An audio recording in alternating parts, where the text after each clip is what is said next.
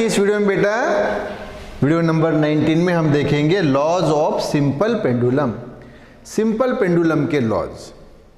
तो वो जो लॉज है वो देखने के पहले आप मुझे बताइए क्या है फॉर्मूला पीरियड के लिए। सिंपल पेंडुलम का पीरियड क्या होता है, what is the formula for it. तो क्या फॉर्मूला है, t इक्वल टू 2π√L/g, ये फॉर्मूला है। चलिए इधर हम मेंशन करते हो formula.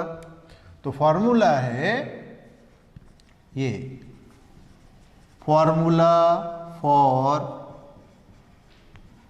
Period of simple pendulum is t equal to 2π√L/g। ये फॉर्मूला हमारे पास है, t इक्वल टू 2π√L/g। इसी फॉर्मूले के आधार पे हमें बताना है laws of simple pendulum. Total ये 4 लॉज हम बताएंगे। कैसे, देखो पहला तो मुझे बताइए t का रिलेशन इस l के साथ, l रूट में है और 2π ये तो कांस्टेंट है, तो t का रिलेशन l के साथ डायरेक्टली प्रोपोर्शनल में है। यस, तो पहला यही आता है, देखो कि t is directly proportional to √L। t is directly proportional to √L। तो इसी को वर्डिंग फॉर्म में हम कैसे बोलेंगे, the period of simple pendulum is directly proportional to the square root of the length of the simple pendulum. ये देखो length, ये यस ओ, ये डिस्टेंस यानी लेंथ, यस। तो अब हम उसको वर्डिंग फॉर्म में लिखेंगे, क्या, period of simple pendulum is directly proportional to the square root of length of a pendulum. तो ये हो गया फर्स्ट। अब सेकंड उसी फॉर्मूले से बताइए। सेकंड, तो ये t का relation is inversely proportional to √g।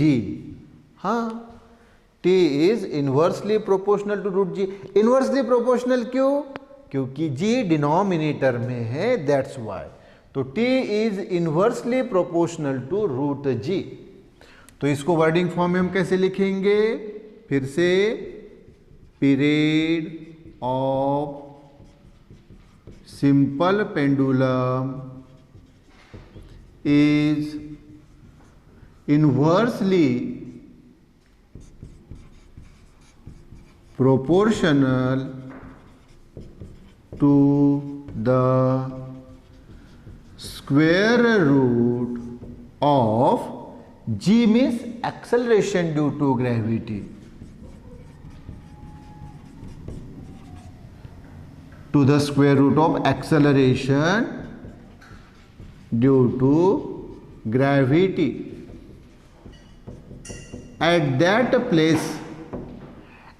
place means where the experiment is being performed, जहां पे एक्सपेरिमेंट किया जा रहा है उस जगह की एक्सेलरेशन ड्यू टू ग्रेविटी जो है उसको ये पीरियड इनवर्सली प्रोपोर्शनल रहता है उसके स्क्वायर रूट को, g के स्क्वायर रूट को। So t is inversely proportional to square root of g, यानी ही the period of simple pendulum is inversely proportional to the square root of acceleration due to gravity at that place. At that place means the place where the experiment is being perform.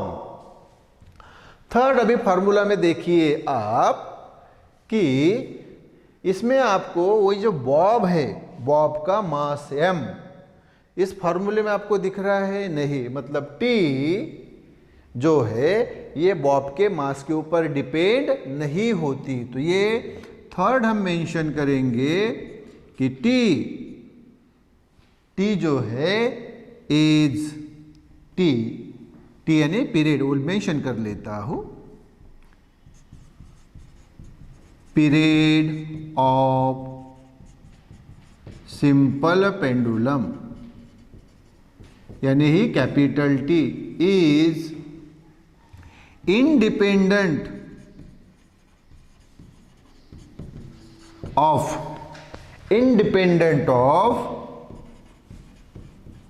Mass of the bob यानी small m, यानी simple pendulum का period T ये independent होता है, यानी depend नहीं होता है किसके ऊपर, mass of the bob m of simple pendulum.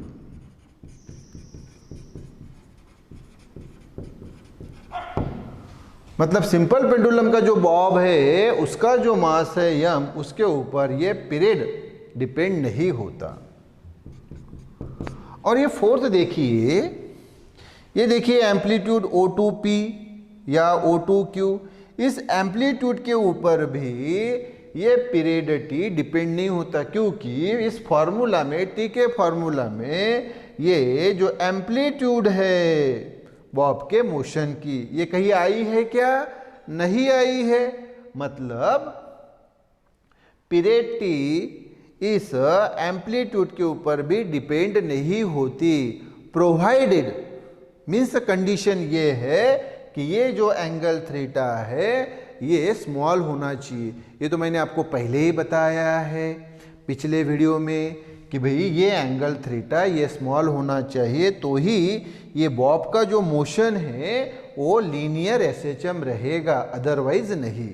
तो फिर चौथा फोर्थ लॉ हम बताएंगे कि period of simple pendulum capital T is independent